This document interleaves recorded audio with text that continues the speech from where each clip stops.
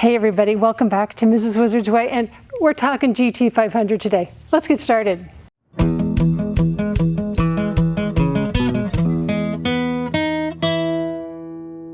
Hey, before we get started talking about this GT500, we need to go look at some of the Partworks I've been working on. Let's go.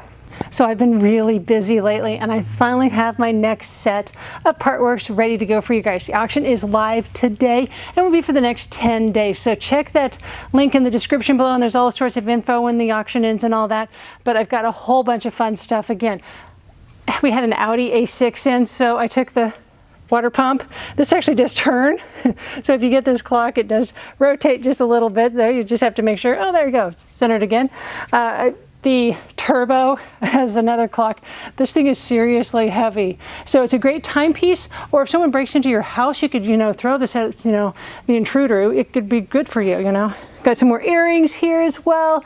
I love this one. This is the shift boot out of a Lotus. Look at this. I love this bulb. It looks great now. Wait. It's called a Fireworks bulb. Isn't that fabulous? So I love this. It really doesn't light up the space, but it's just one of those decorative lamps. This little guy uses a night light, so it's not very bright as well, but it's super cute with the wizard sticker on there. Steampunk. This is the body to like an old Stanley flashlight from the 80s, 70s, 80s. And again, more transmission parts. I'm not out of transmission parts yet. I'm still using them. These are valve bodies. I love this. Isn't this fabulous? Filled in with resin. Got some red resin, blue, and some clear. Put some little rubbery feet on it so you can set it down. I'm not sure what you could use it for, but it's too pretty. It could be just by itself. You could make it like a wallet stand or a phone charging stand. You could even run your cord like up through here. Could be fabulous. I would not use it as a pot holder or like, put something hot on. I wouldn't do that.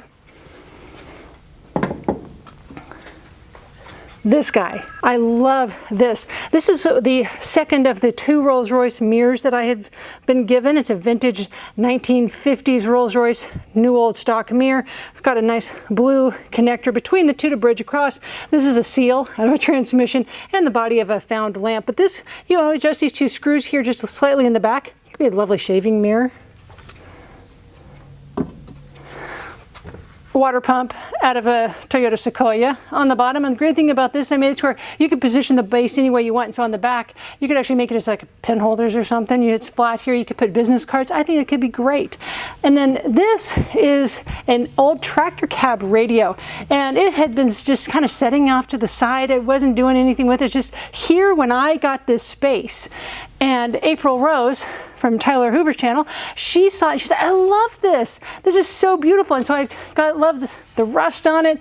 Gave it a brand new, kind of a retro radio in it to kind of make it look kind of old. But it's got Bluetooth, it's got a remote control, it's got a new speaker in it, got fun little handles on the side. So really great, really fabulous. So if you're wanting to look at any of these more up close, check out my eBay auction.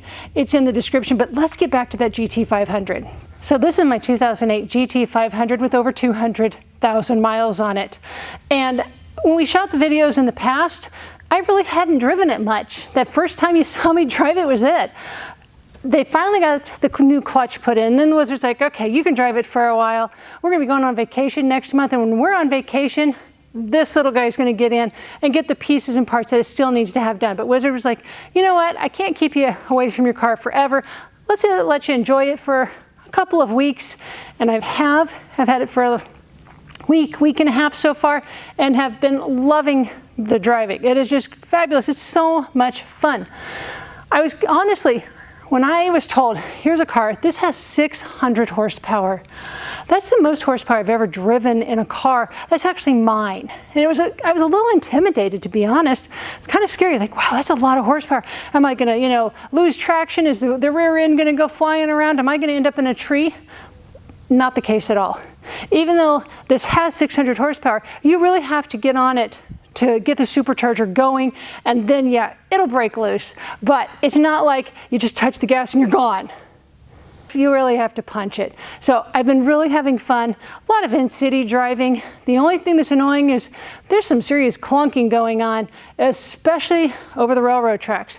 And if you've been watching Wizard videos for a while, you've heard the trains, at least the train whistles, in the background. We have a few trains here. It's kind of what we're known for. Our local sports team, they're called the Railers, because of all the railroad through. So, okay, so what we've got here is so you just have to deal with it. As I've been driving it, driving has been fine, other than the clunking. But interior-wise, there's a few issues I've found that we need to address. Let me show you. So I think anybody who's owned a mid-2000s Mustang has had this problem. It is so inherent that you can actually buy replacements in a couple of different fashions to fix this problem. And this one was minor. Like now, you can kind of see a little bit, which is kind of peeling away. And it was like this when we first got it. And I was like, okay, maybe we'll need to re-glue that. But we had like a 90-degree day the other day because it's called Kansas, you know, wearing jeans and a long sleeve shirt today because it's, 55 outside. Last week was 90. Welcome to Kansas. So it got really hot and this happened. It just peeled the rest of the way down. Whatever glue was there, and I believe they have tried to re-glue both sides because the leather is kind of pushed in a few spots. Nice. So the solution I'm going to do is not try and re-glue. This one's actually not as bad. The other side, the driver's side, has it all the way around that it's just kind of pulling off like this.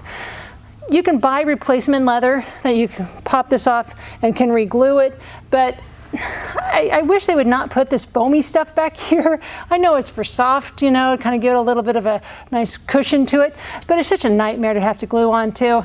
So what I've ordered is a hard plastic case to go on top of this, much like what's up here.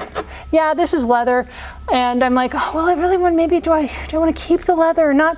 Then it hit me. This is a 200,000-mile car. It's never going to be a showroom piece. It's never going to be on concourse. It's not. It's just the way it is. So having this become black plastic like up here, that's not going to be a problem. It'll actually be probably better because it's not going to peel off, because I have a feeling this is something that's going to keep happening. Not like when we do a new head gasket on like a Land Rover Discovery 2. Once you fix it, it's good forever. I don't know. I don't know if I'm going to trust that. So that will look much nicer, and I'll show you guys again when that gets done. Another thing about the interior I found was just a little bit deeper in. Let's get a little closer. The next thing I found that was a problem is here in the glove box. Let me turn the light on for us. I love that they have left the crud in there. Everything else is nice and clean and perfect and pristine, but they left this little bit of crud at the bottom of the glove box. And this just so reminds me of an episode of Roseanne from back in the 1980s where Roseanne tells Dan, her husband, which is John Goodman, she says, you can pull the engine on a car to change the oil, but you can't lift a toaster to get the crumbs underneath it.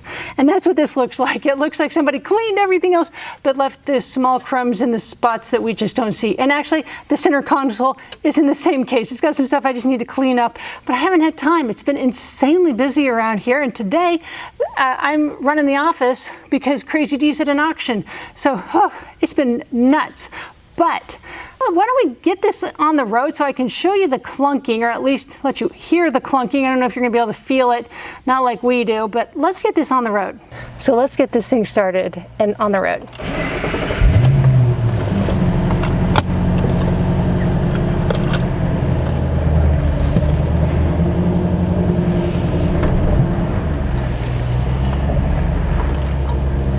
Okay, so here's going to be the first bit of clunking we're going to hear. Not too bad.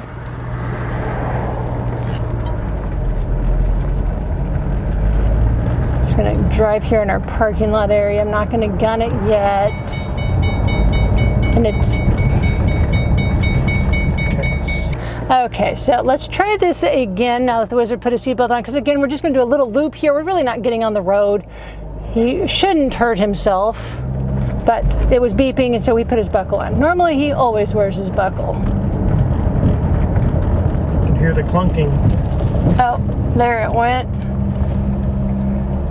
Sure nobody's coming. Oh, a little bit of scrapage there.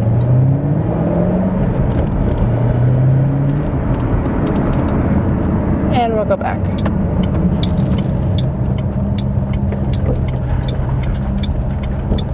Here we go, last chance for clunking. Yep. Oh, I even felt that when shaking the steering wheel.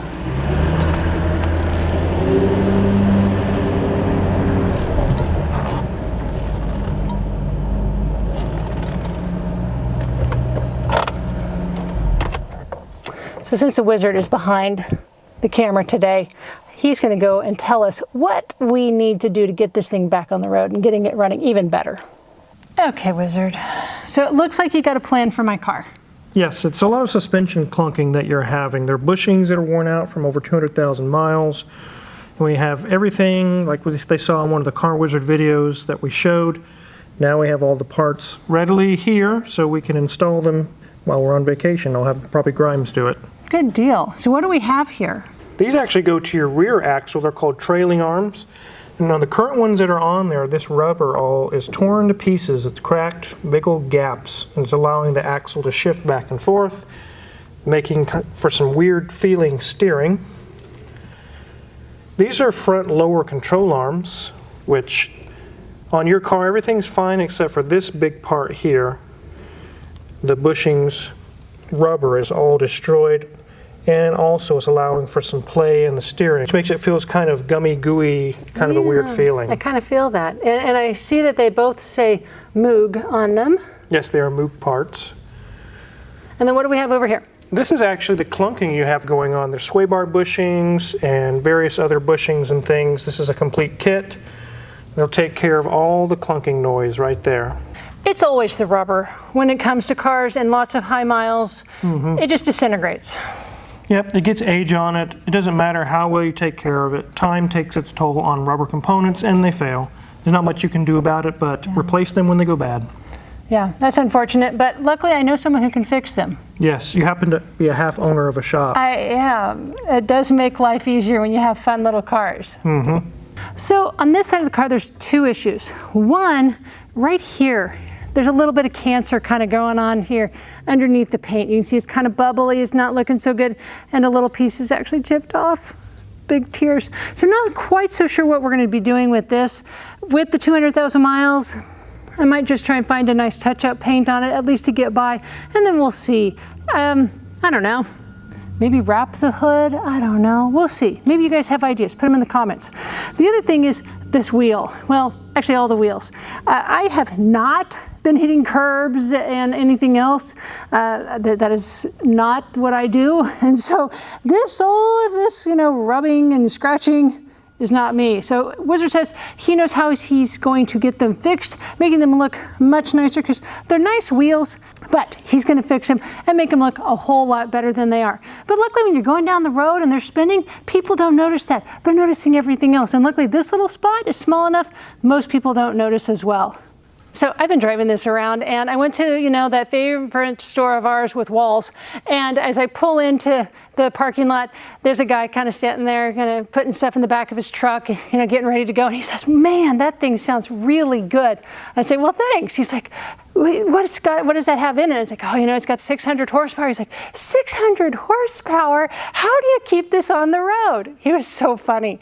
And so I'm like, you got to teach your right foot not to push down too far or not too fast as well. He's like, "Oh, that takes some training to do."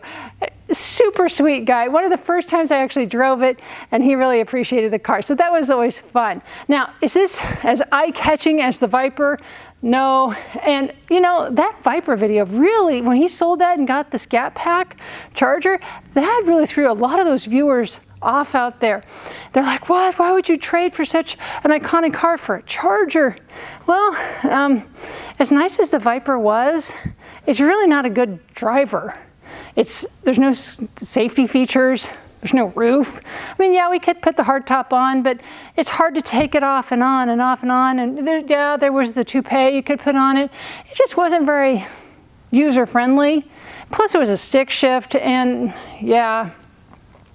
he's enjoying that Charger so much more. And so, you can have that iconic car, but if you really can't drive it very much, it's not so much fun to own. And we like to drive our cars. If you own it, drive it.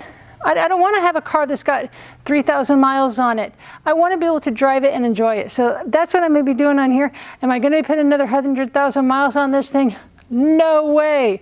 I don't have to anymore. Since I'm retired, I drive like 5 miles, 6 miles a day. It's fabulous. But it's just enough to get out of the house, have some fun driving over to the shop. So glad you guys are with me today.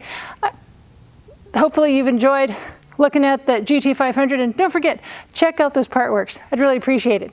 See you guys.